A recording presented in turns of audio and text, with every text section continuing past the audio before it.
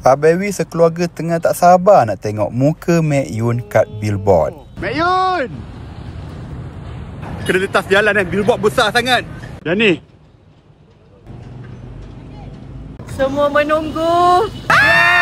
Oh my god. Bangga mok. Gambar Mek Yun keluar tengah-tengah bandar. Ni Mek Yun. Jom ke destinasi seterusnya. Okey, lagi satu tempat dekat Perpustakaan Negara. Hey! Terima kasih. Okey, terima kasih. Mek Yun mendunia. Adik Abewi ambassador bukan Malaysia je, tapi Singapura juga. Banyak tempat ada muka dia, termasuk semua farmasi. Dan Abewi ada juga tanya Mek Yun satu soalan. Apa perasaan dia bila muka ada merata-rata tempat? Alam Mek Yun sekarang sama je macam dulu Abewi. Tak ada yang berubah. Masih Mek Yun yang sama. Abewi, abang sangat bangga. Teruskan terbang tinggi ya Mek Yun. Fly high.